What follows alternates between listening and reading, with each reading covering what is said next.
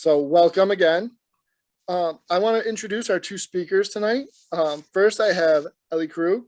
Ellie won a civilian trial attorney in Cedar Rapids with over 100 trials, transitioned from male to female in 2009, and later became one of the few attorneys nationally to try jury cases in separate genders. The author of Getting to Ellen, a memoir about love, honesty, and gender change, published in 2013, Ellie has trained on diversity and inclusion to court systems, law firms, Fortune 100 companies, and colleges, universities. A hopeless idealist, Ellie has presented her inclusivity training, gray area thinking, across the country. In 2016, Advocate magazine named Ellie one of 25 legal advocates fighting for trans rights. She is also a monthly columnist for Lavender magazine and Minnesota Women's Press, and a weekly radio host on AM 950 radio, where she has curated more than 200 radio episodes and podcasts. Her monthly newsletter, The Ripple, can be found at elliekrug.com. Ellie presently lives outside Minneapolis and is the founder and president of Human Inspiration Works, LLC. Our other presenter tonight is Rob Jung. Rob, you okay going with your pen name? Oh, you can, yeah.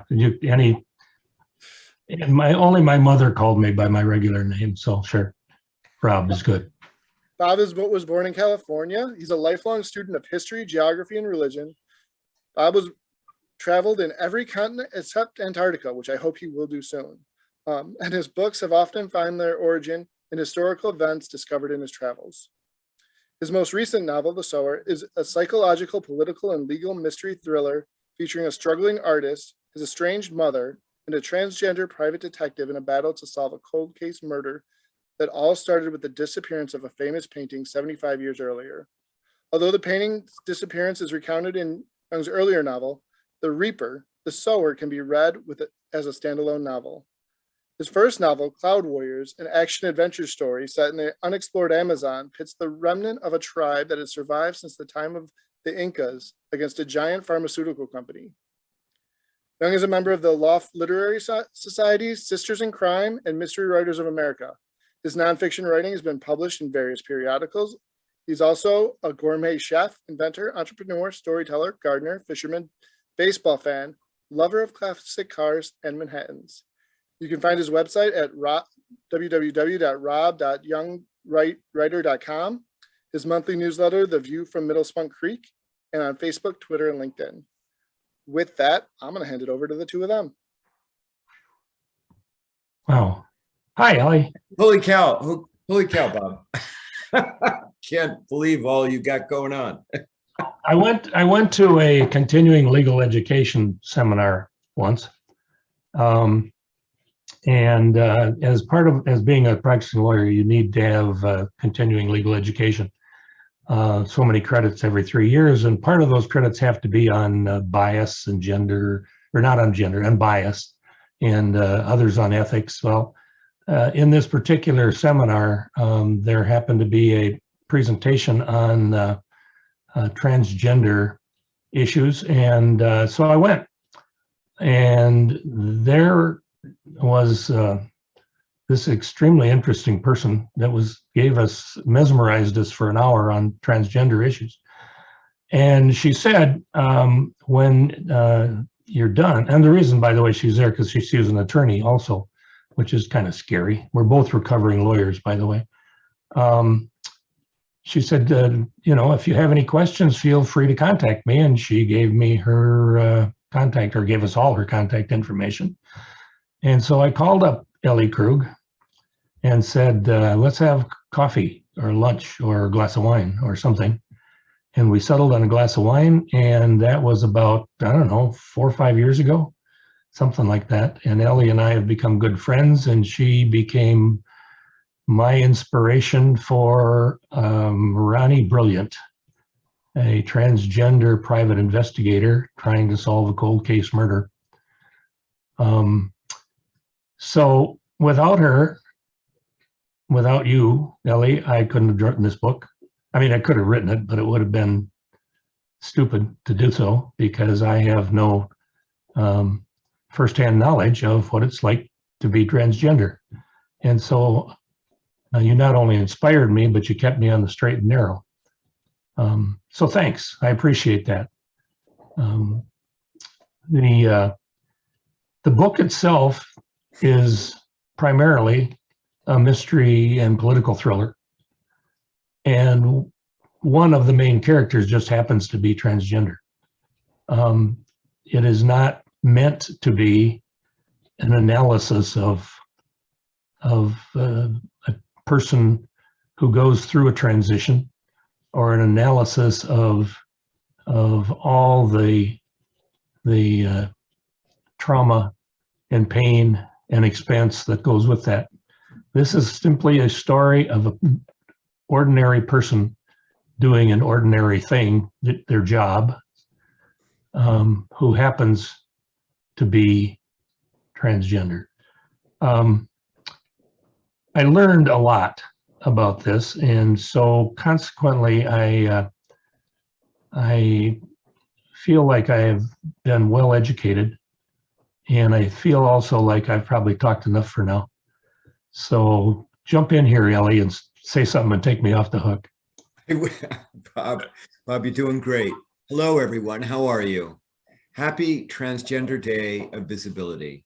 You know, this is a very, very special day for trans people across the world. I've been getting messages from people in my life all day telling me that they've been thinking about me.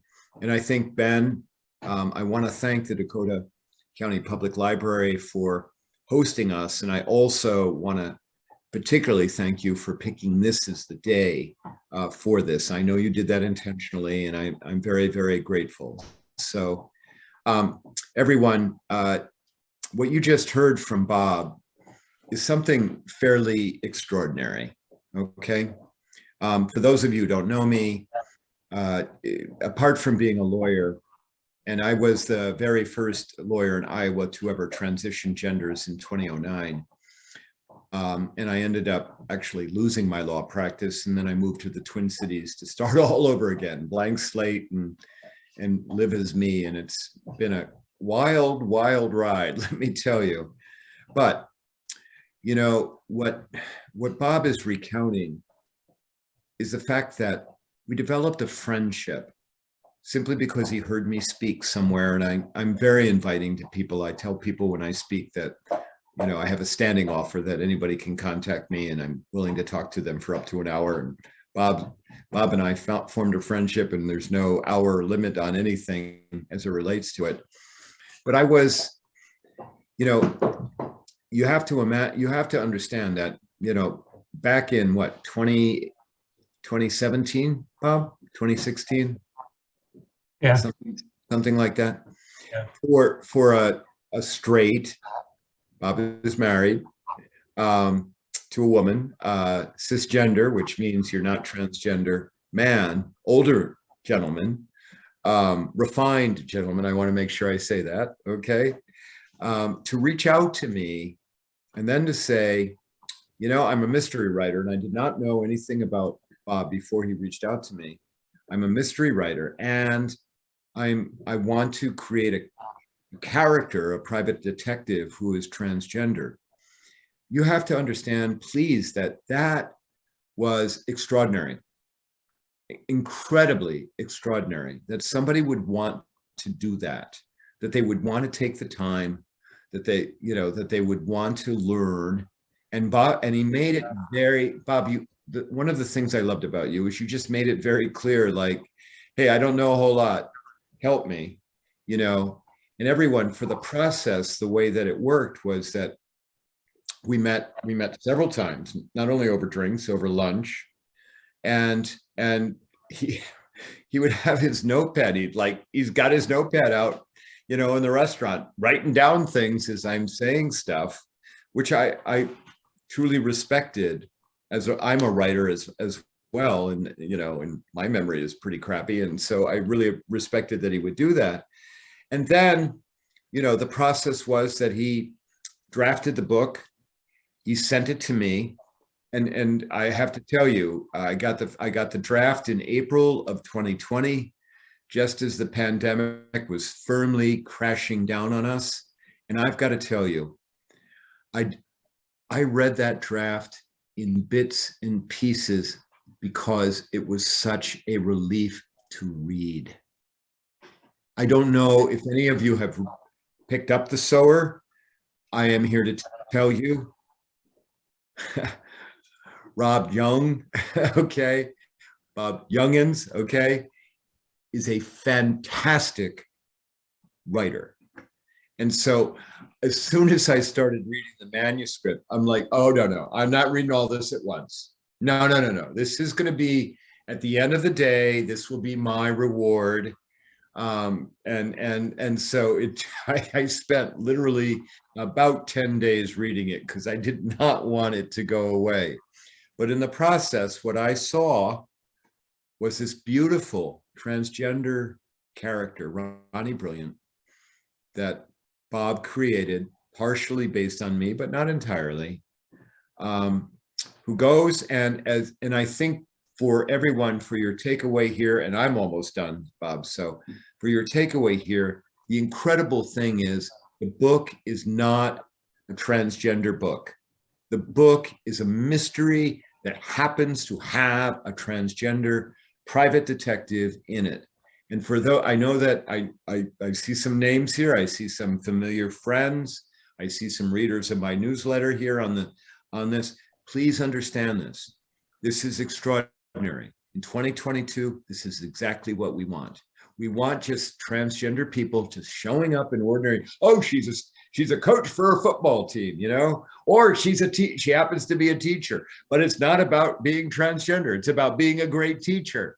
And what Bob understood very early on was how important that was to my community. For those of you who are trans here or non-binary or gender variant, for our community. And so I got the first draft. I loved it. Bob got back not many, but a number of comments back. And you know what? He was like, oh, yeah. Oh, thanks. Oh, yeah, oh, thank you for that. Thank you for that. And then the last thing I just want to tell you and say to you is that, oh, Jesse, you better read it. It is a great book. But the last thing I want to tell you is that Bob did a wonderful thing. He let Ronnie Brilliant fall in love with a straight cisgender dude, Bob Decker. Oh my God, I want Bob. We'll talk about Bob Decker here, okay? But I want Bob Decker in my life. A retired police officer who takes a shining to Ronnie Brilliant. She takes quite the shining to him. And I just have to tell you, an ordinary story about a transgender woman, and Ronnie Brilliant was over 6 foot, right? And a little broad on shoulders. An ordinary love story for a transgender woman who might not necessarily pass as female if you look too long is incredible. Written by a cisgender straight man. Everyone, my heart is so heavy and soaring because of this man. I want you to know that. I do. I have to go off. I'm here, but I have to go off camera briefly because my pup is eating something that he shouldn't. I'll try to fill the gap. Bob, we did have the question, like, what made you decide to have a character who was transgender? Can you talk about what made you make that decision? It's bigger than, the answer is bigger than the question.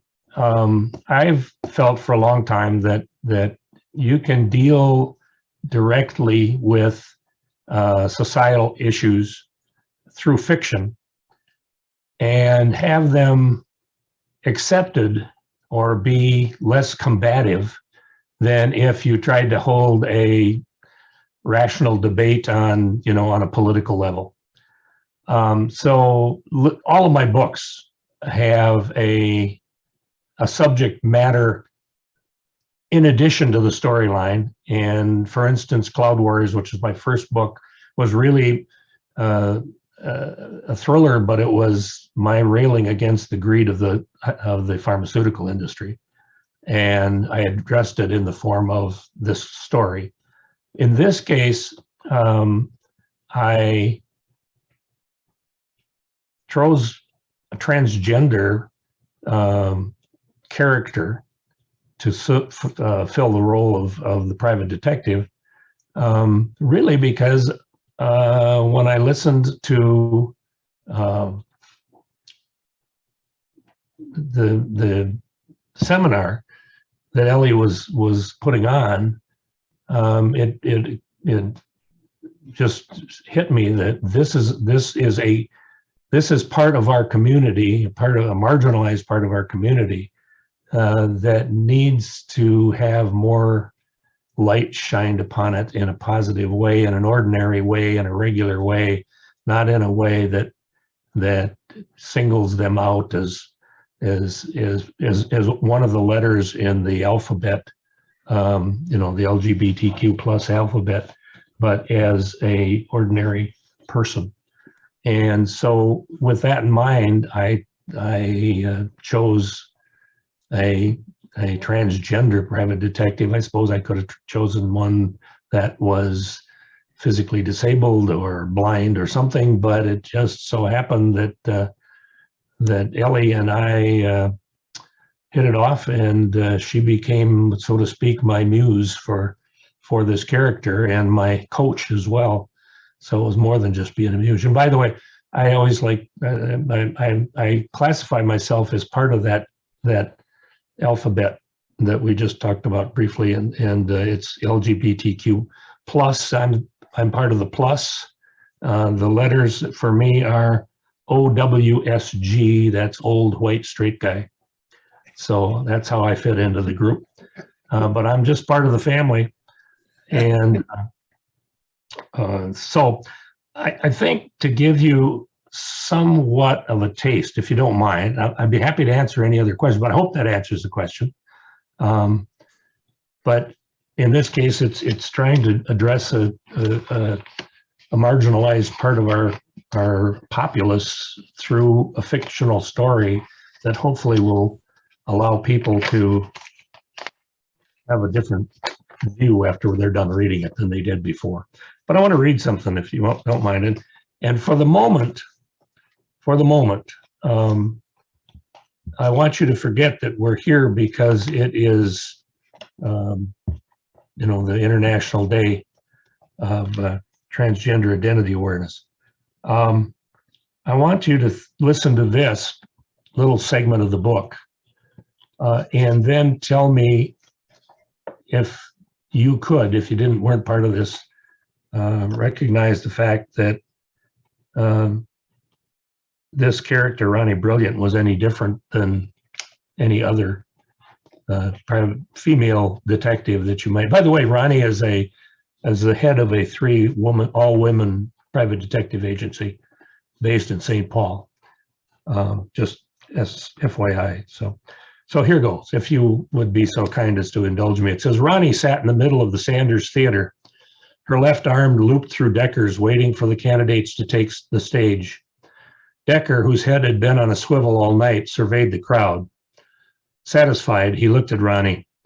If we're hungry when it's over, let's go to the Union Oyster House.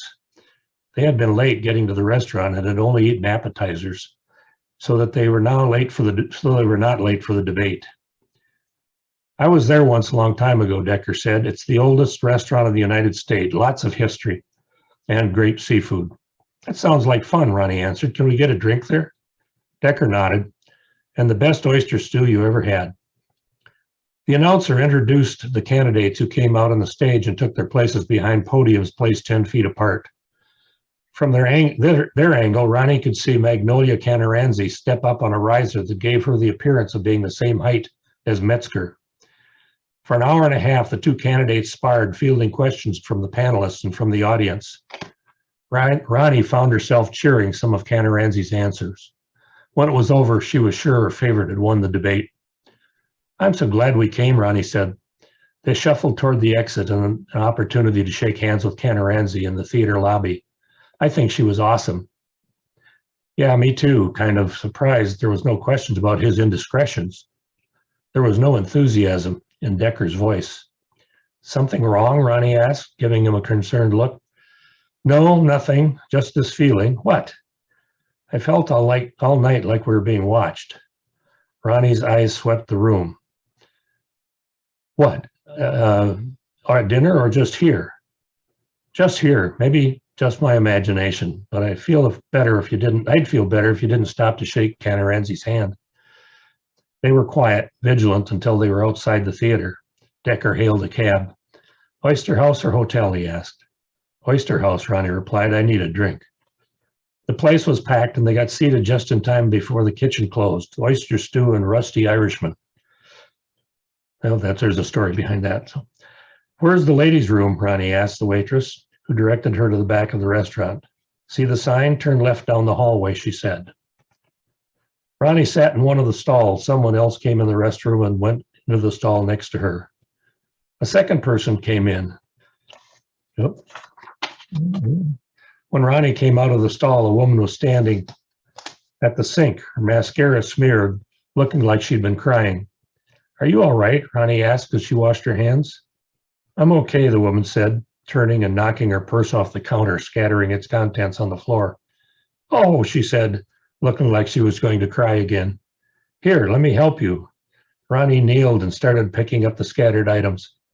She heard the stall door behind her open and felt a sharp pain where the needle pierced the muscle connecting her neck to her shoulder. Paralyzed by the shock, within seconds, Ronnie went black. Okay, that's a little teaser to get you to read the book, but it also gives you an idea of how this book is about a woman that being transgender is only part of her. There's other parts. I'll spare you my reading any further, but there are other parts where it makes clear that being transgender is like being black, in the sense that you're always there, and you think about how people react to you, and you wonder what people are thinking. And I think I've learned from Ellie that is a constant concern. Ellie, I'll hand it back to you. What else, Well, Bob, what you're really talking about is how, in our society today, oh, by the way, let me just go on CNN and see how many laws have been passed today against transgender people. In our society today, transgender people are other. We're not one of us.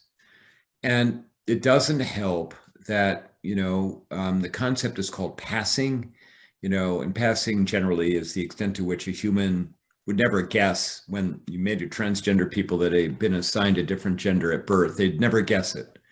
And, I like to say that, if I don't open my mouth, I pass. Everyone, you could nod your heads in response to that comment. I would like that at the moment, okay?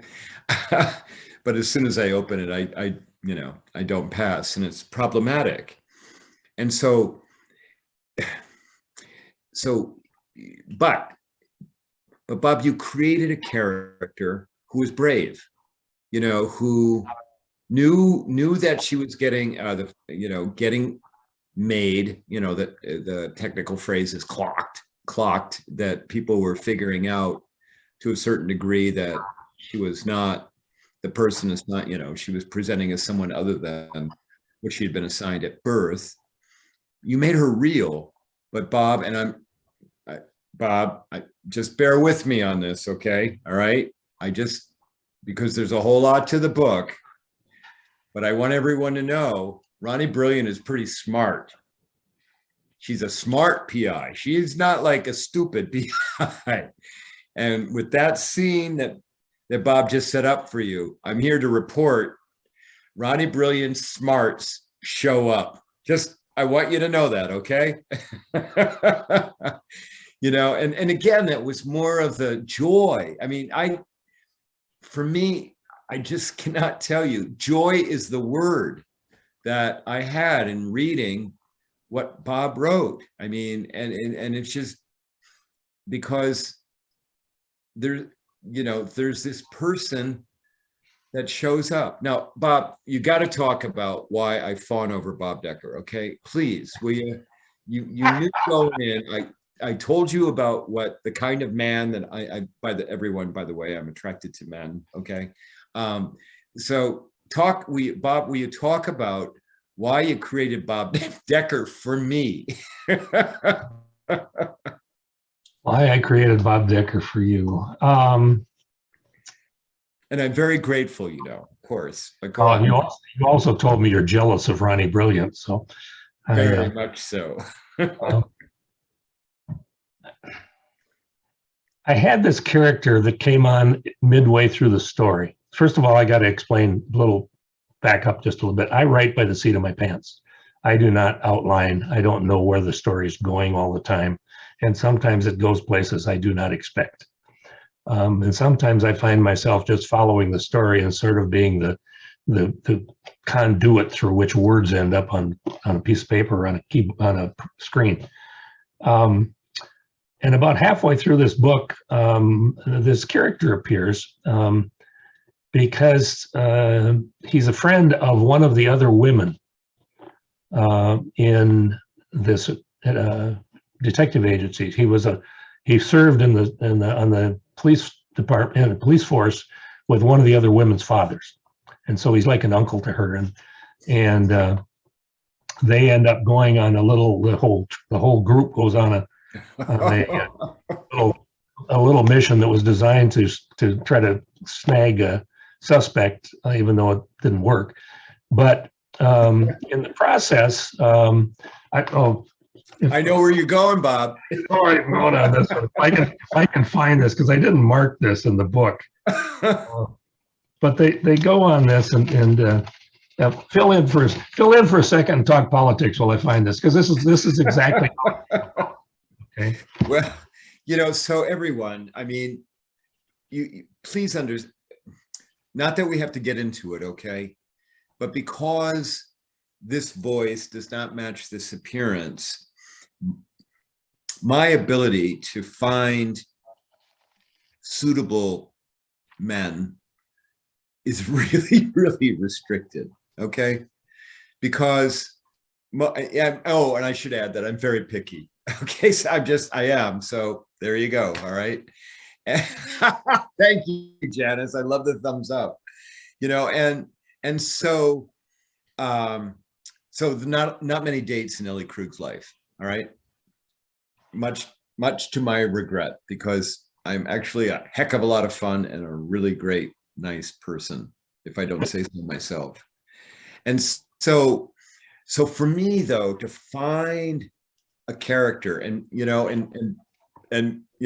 I mean, Bob had hinted about it before I started doing the book review, but for me to find this man, this solid, oh, by the way, I love men in uniform.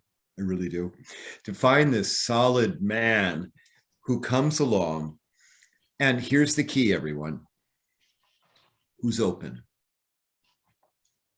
who's willing to change their perspective, willing to allow other, okay, to be in their space, and then to like other. And it gets to be way more than like. It's very, very clear, way more than like. And so remember at the beginning of this, when we talked about the idea that it just happens to be a transgender, character in a book that otherwise is not about transgender people. Then on top of that, it happens to be a transgender character who happens to find love from a straight, cisgender, not a gay, not a transgender, solid man. And it's just, I so want to meet a Bob Decker. Okay, did you find it? Did you find it, Bob?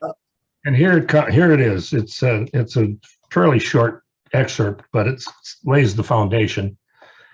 Says the two-vehicle caravan left the parking lot of Holly's condo where the three women had been staying since the attack on Carrie.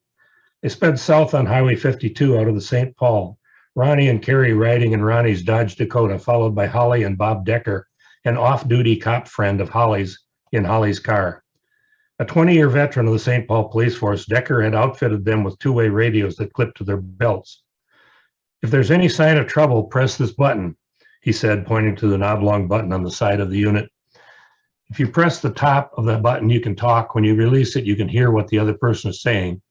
If you press the bottom of the button, it will lock it and lock the radio open until you press it again. In the open configuration, you can both talk and hear. I put all your phones on channel 61. Don't change a channel. We'll test them on the way to Zumbrota." By the time they rolled through the village of Coates, all radios had been tested and proven workable. "You never know where the threat might come from," Decker warned them, "so don't wait to make sure there's trouble before you let the rest of us know. If you suspect anything, push the bottom of the button. Be vigilant," were his last words.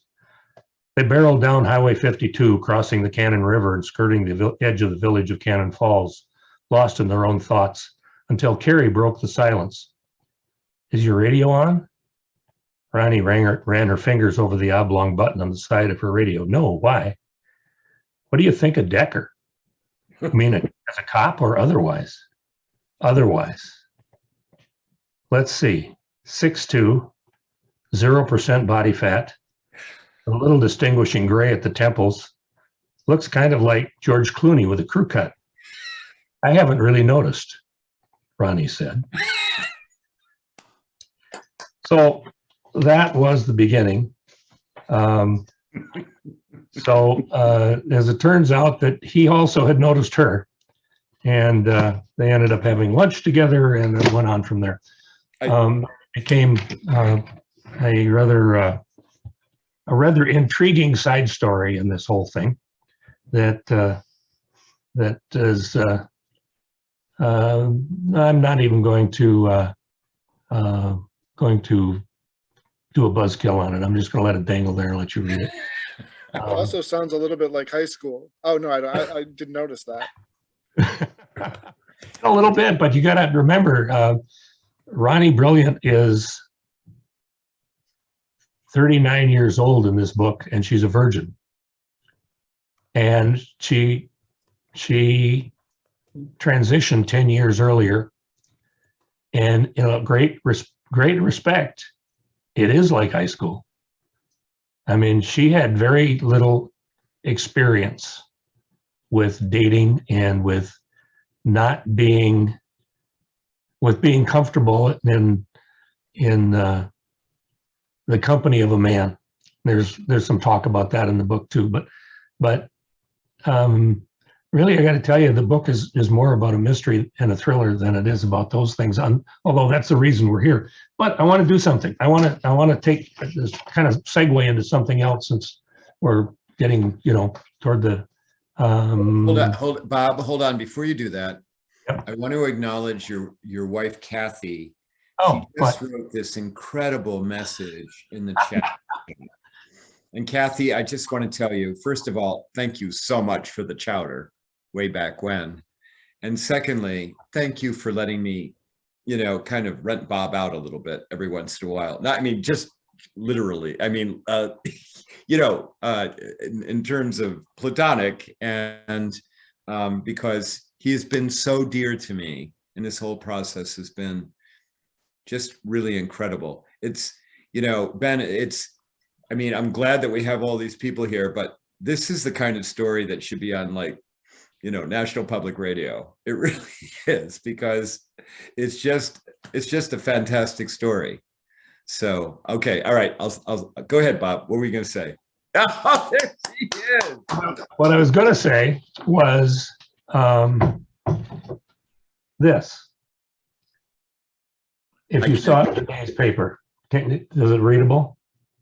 Yes, we can read it. NCAA to phase in trans rules.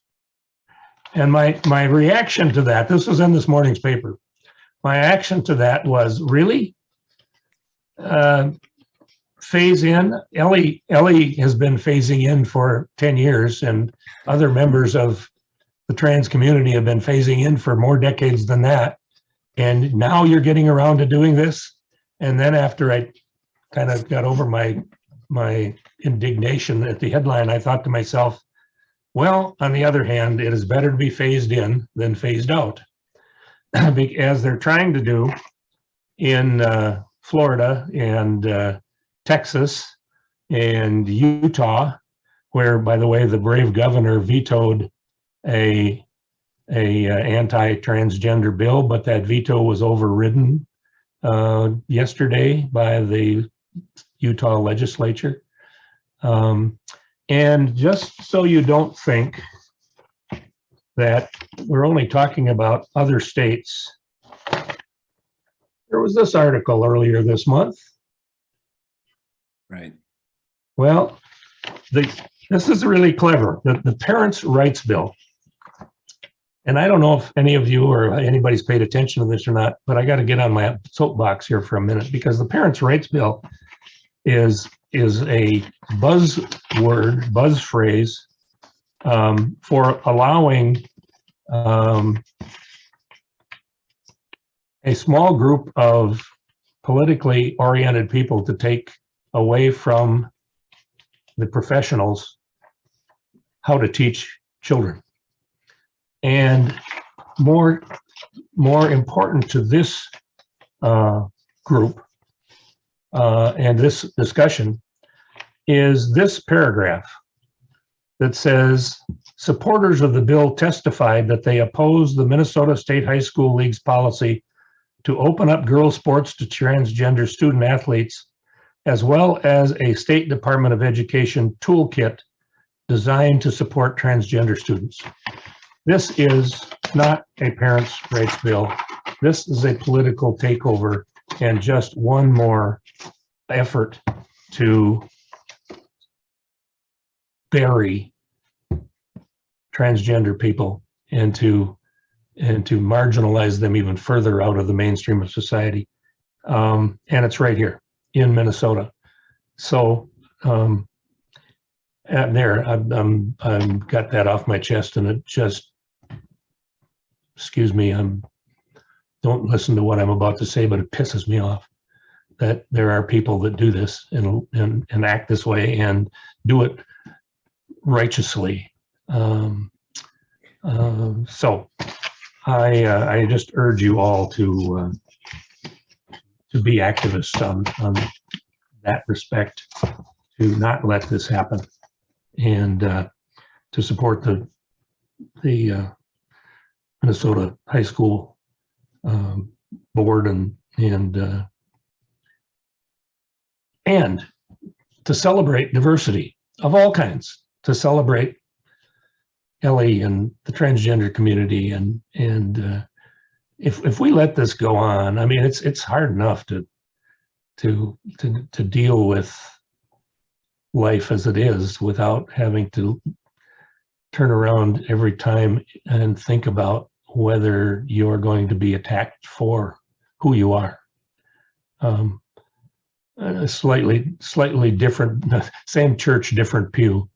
Had a friend of mine, and you may have heard this phrase, and I hadn't heard it before, but we had lunch a while back, and he, like Ellie, I asked to do a review of a book that I wrote because one of the characters is a black man. In fact, the guy that turns out in the end to be a hero is a black man, and I'm not. And so I asked him to give me the same sort of critique. He said something about, I'd be happy to come to your house, but it's dangerous to drive while black. And it's the same sort of thing, the systemic attitude that we have in this country. And I'm hoping that this little book, The Sower, at least changes one mind. It gives one person confidence, makes one person's life a little easier or better, gives a perspective. That was the purpose of making Ronnie brilliant. So, Bob, listen, everyone, there's this thing called ally, which is a status. And then there's a thing called allyship, which is action. All of you here, all 19 of you here, just witnessed allyship. The book itself is allyship. And Bob, you just have endeared me even more to you than before. Before we get mushy about this whole thing, let's, or maudlin, I want, Ann Dixon raised a question that said, Sounds good. 2 questions actually. How did you decide on the title of the book? The first book in this series is called The Reaper. Now, you might recognize that the covers look fairly similar. The Reaper has nothing to do with the Grim Reaper, although it was sort of the idea behind the cover. The Reaper is a painting that was done by a famous Spanish artist named Joan Miró that disappeared in 1937, has never been found. That is actually the underpinning of this whole series of books, that missing painting. So in trying to think up a title for the second book, I don't know if I got into a biblical sense or not, but I came up with the Sower. So I've got the Reaper and the Sower, which is probably reversed of where they should have been in logical sequence. And Ann's other question is there an audiobook? The answer to that is not yet, because the third book of this series, which I'm writing right now, is called Judgment Day. And it will have the same Reaper guy in the same picture frame, only he will be holding a hangman's noose. And Judgment Day may not be the last in this series, but it's the only one I've got planned right at the moment. So all 3 titles really are sort of biblically connected, although the Bible, the books aren't. The books talk about things that those who are, let's just be kind and call them narrow-minded, use to advocate their wrong-headed position. So the audiobook will be out when the third book is done, because I've been waiting to package all 3 books in an audiobook package. So the Reaper, the Sower, and Judgment Day will all be together as in one package for audiobooks. And if everything goes the way I hope, the Judgment Day will be out sometime this fall, probably Halloween-like, maybe something around those. I still got a long way to go to finish it, but it hopefully will be then. And then shortly thereafter, maybe even in time for Christmas or something like that, we'll have a package of audiobooks available, which would be cool. You happen to answer an earlier question, which is there a third book? So the answer is yes, coming. Yep, I'm about 70,000 words into it, so I'm about 2/3 done. Thereabouts. You can give me those numbers, and I'm not going to know what that means. History, or mystery and thrillers usually are roughly 85 to 95,000 words. That's kind of the industry norm. So I'm 70 in, I got about 20, 25 to go. And hopefully I'll have the first draft done by the end of April. Where are we? We have another question that I want to know the answer to it, so I'm going to make sure you answer it. Is, in working with Ellie and becoming more familiar with the transgender community, what did you find the most surprising?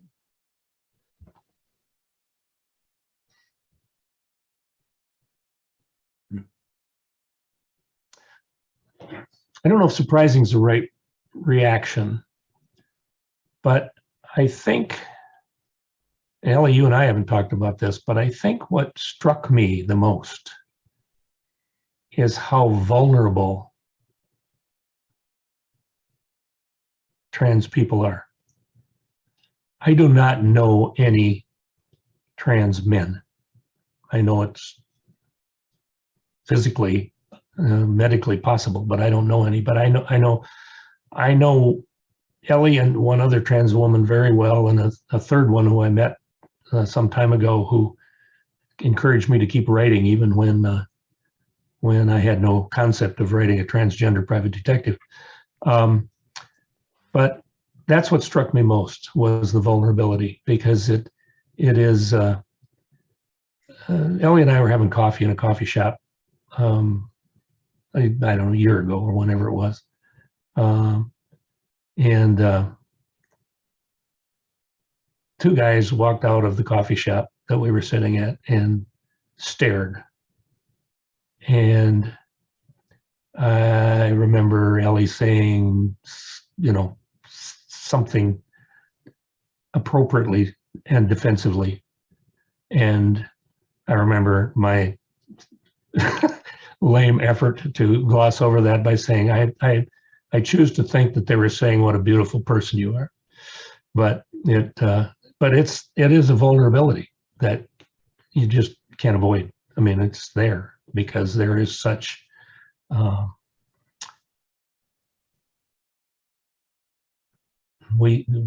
innate, ingrained prejudice that only continued. Ellie, I have a question for you. Thanks, Ben. I hope I answered your question, but I have a question for you, Ellie. I remember back in the 70s with Haight-Ashbury and the Castro and Harvey Milk and that, when the gay rights movement really started to take hold and gain momentum. Are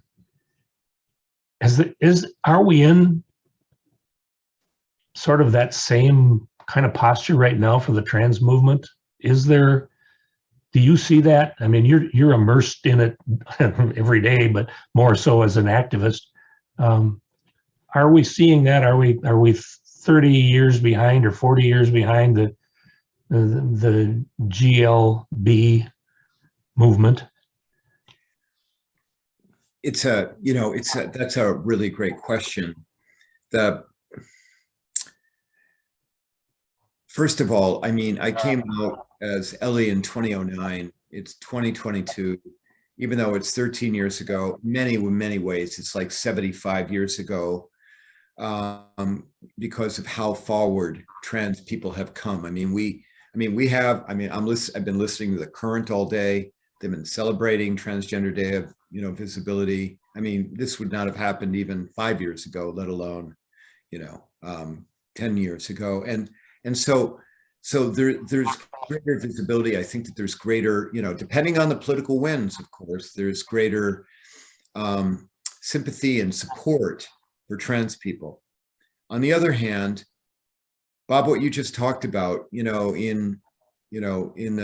certainly in the early 80s, as the AIDS epidemic was beginning to take hold and the government was refusing to do research and support gay men, there was an organization that showed up called ACT UP, which was pretty radical gay men who were, they were going up to politicians and throwing fake blood on them because the politicians were refusing to even consider financing, funding research against this new disease that no one understood.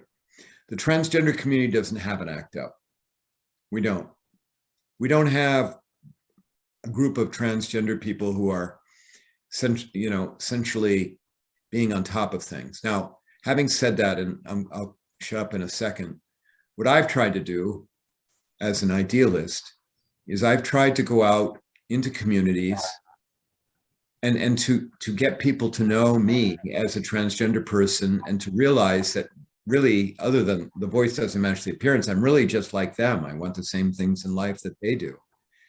And you know what I have found?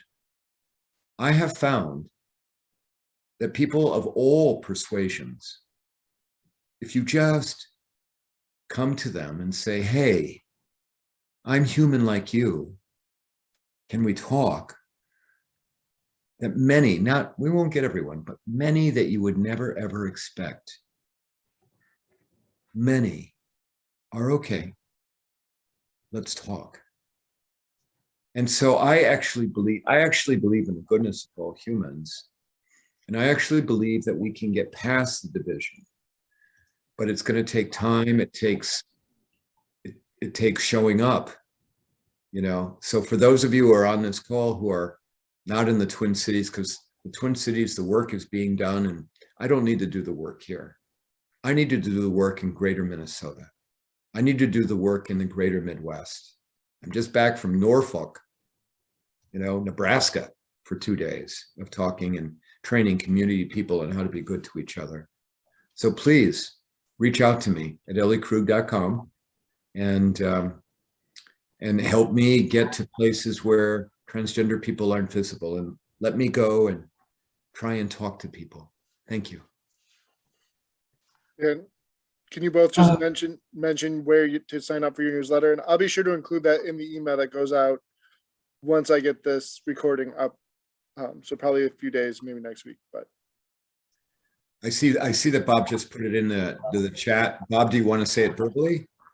No, sure. It's just my newsletter is called The View from Middle Spunk Creek, and it comes out usually on the first of the month. So there'll be one out tomorrow, actually. If you want to get on the news, if you want to see tomorrow's newsletter, you can sign up tonight. But you go to my website, www.robjungwriter.com, and I just put it in the chat. And there's a place to sign up there. You just put in your name and your email address, and it signs you up automatically. So that would be great. And Ellie, your newsletter? Yep. So my newsletter is The Ripple, named after a speech that Robert F. Kennedy gave in 1966. It reaches 9,000 people, and I'm not as punctual as Bob. My newsletter, which is supposed to go out the 15th of the month, went out on Monday of this week. Sorry, but you can go find it. Go to my website at elliekrug.com. You'll see that there's a newsletter page, a drop down for it, and you can sign up for the newsletter there. I'd love for you to do that, frankly. So thank you. Can I also mention that I have a book? Nope. Okay, Bob. Yes. So I have written a memoir, Getting to Ellen, a memoir about love, honesty, and gender change. That came out in 2013, but for some reason, people keep wanting to buy that book, and I'm thrilled about it. That's because it's excellent. It is just an awesome book. Thank you. And when we were talking about word count, that book's 106,000 words, but people tell me that they can't put it down, just like Bob's book. You can't put it down once you start it, trust me. And you can get that book on Amazon Kindle, you know, all the regular outlets, but please also go to your local bookstore, you know, and ask them to order it. Majors and Quint has some copies in Uptown. They have copies of the book. So, but please, you know, ask your local bookstore to order the book so that they survive.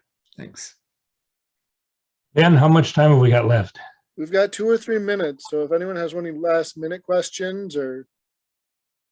I see that there was one I saw earlier about, do you have the entire story sketched out before you start? No. I have a general idea of what the storyline is. I have a general idea of probably 2 or 3 sub-storylines. And I just sit down and start writing. And I would tell you that the Reaper, the book before the Sower, I started writing it, and I got about 150 pages into it, and the story just took a right turn and went off on its own direction, and I literally just followed the story. And so when I got all done with it, it was about 120,000 words, so it was really windy. And I handed it to a bunch of people to say, give me your feedback on this. And they all said the same thing. It was pretty good for the first 150 pages, and then it really got boring. So I put it away, and it sat in the desk drawer for about 5 years. And while I was waiting for Cloud Warriors to go through the publishing process, I took it out of the desk drawer and I rewrote it, and rewrote the second half of it. And I released it 4 months after I released Cloud Warriors, and After rewriting it and having it sit for 5 years and having a 7 years total tied up in it, 2 days or 3 days into its distribution, it hit the Amazon bestseller list. So sometimes you just have to be patient. But since we've only got a minute left, I wanted to, if this I think it might be a good way to end this. And it's another little short excerpt from the Sower. So